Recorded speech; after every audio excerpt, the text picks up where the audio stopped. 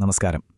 ഇന്ന് നമ്മൾ ചർച്ച ചെയ്യാൻ പോകുന്നത് ഫൈസൽ അബ്ദുൽ സമദിന്റെ വളരെ കൗതുകകരമായൊരു ലേഖനത്തെക്കുറിച്ചാണ്. വഴി കാണിച്ച വെളിച്ചം എന്ന ഈ ലേഖനത്തിൽ അദ്ദേഹം ഇസ്ലാമും കമ്മ്യൂണിസവും തമ്മിലുള്ള ഒരു ബന്ധത്തെപ്പറ്റി സംസാരിക്കുന്നു.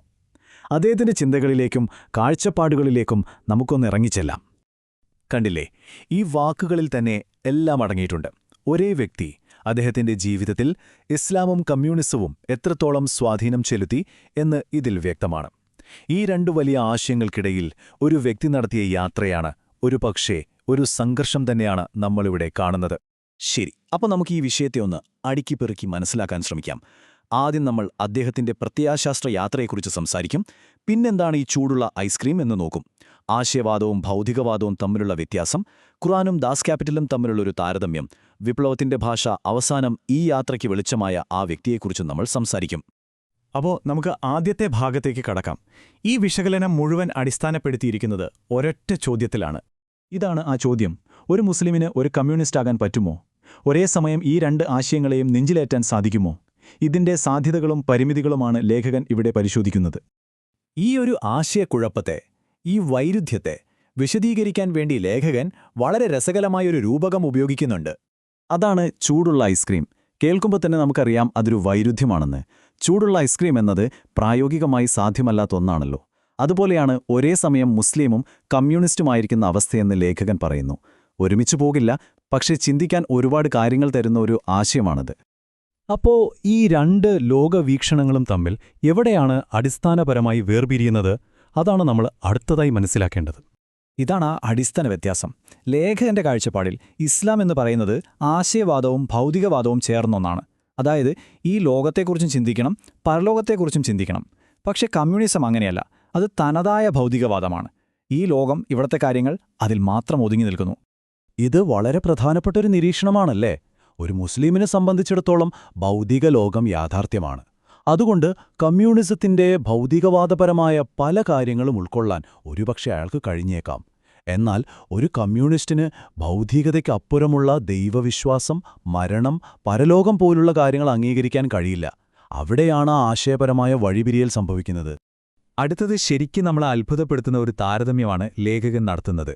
രണ്ട് മഹത്തായ ഗ്രന്ഥങ്ങളെക്കുറിച്ചാണ് അദ്ദേഹം സംസാരിക്കുന്നത്. ഇതൊരു ശക്തമായ വാദമാണല്ലേ? അദ്ദേഹം പറയുന്നത് 1400 വർഷം പഴക്കമുള്ള ഖുർആനിൽ നിന്ന് അതിലെ ദൈവികമായ വശങ്ങൾ, അതായത് ആശയവാദപരമായ കാര്യങ്ങൾ അങ്ങ് മാറ്റിവെച്ചാൽ ബാക്കി വരുന്നതെന്താണ്?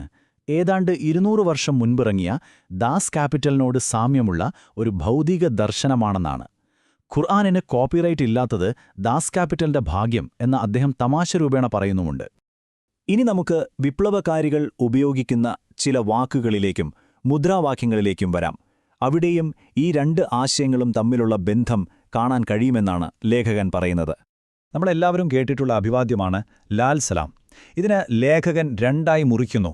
ലാൽ എന്നാൽ ചുവപ്പ്, വിപ്ലവത്തിന്റെ നിറം. എന്നാൽ സലാം എന്ന വാക്കിന്റെ അർത്ഥം സമാധാനം എന്നാണ്. ഇതേ സലാം എന്ന മൂലപദത്തിൽ നിന്നാണ് ഇസ്ലാം എന്ന വാക്കും വരുന്നത്. അപ്പോൾ അവിടെ ഒരു ബന്ധമുണ്ട്. അതുപോലെ തന്നെയാണ് ഇൻഖിലാബ് സിന്ദാബാദ് എന്ന മുദ്രാവാക്യവും.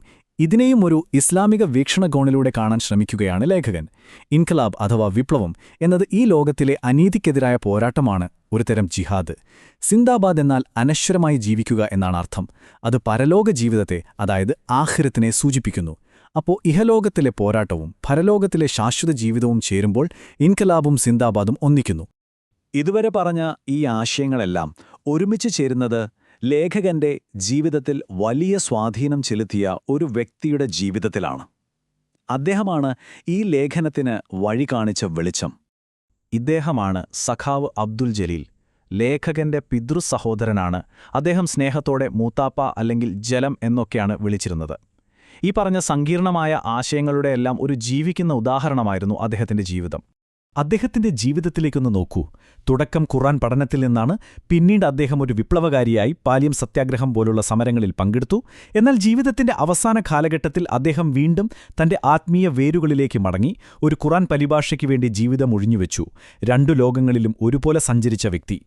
ഒടുവിൽ ലേഖകൻ കാര്യങ്ങൾ ഇങ്ങനെയാണ് സംഗ്രഹിക്കുന്നത്: മതം മുന്നോട്ട് വയ്ക്കുന്ന നീതിയും കമ്മ്യൂണിസം വിഭാവനം ചെയ്യുന്ന സമത്വവും, ഇവ രണ്ടും തമ്മിലുള്ള ഒരു നേർത്ത നൂൽപാലമുണ്ട്. ആ പാലത്തിലൂടെ നടന്നു പോകുന്നവർക്ക് മാത്രമേ ഈ ചൂടുള്ള ഐസ്ക്രീമിന്റെ യഥാർത്ഥ രുചി എന്താണെന്ന് മനസ്സിലാക്കാൻ സാധിക്കൂ. അത്രയും സങ്കീർണമായൊരവസ്ഥയാണത്. അപ്പോൾ ഈ ചർച്ച ഇവിടെ അവസാനിപ്പിക്കുമ്പോൾ ഒരു ചോദ്യം ബാക്കിയാവുന്നുണ്ട്. അത് നിങ്ങളോടാണ്. നമ്മുടെ എല്ലാം ഉള്ളിൽ ഇതുപോലെ പരസ്പരം ചേരാത്തതെന്ന് തോന്നുന്ന പല ആശയങ്ങളുമുണ്ടാകാം, അല്ലേ? അത്തരത്തിൽ നിങ്ങളുടെ ജീവിതത്തെ, നിങ്ങളുടെ ലോകവീക്ഷണത്തെ രൂപപ്പെടുത്തുന്ന വൈരുദ്ധ്യങ്ങൾ എന്തൊക്കെയാണ്? ഒന്നാലോചിച്ചു നോക്കൂ.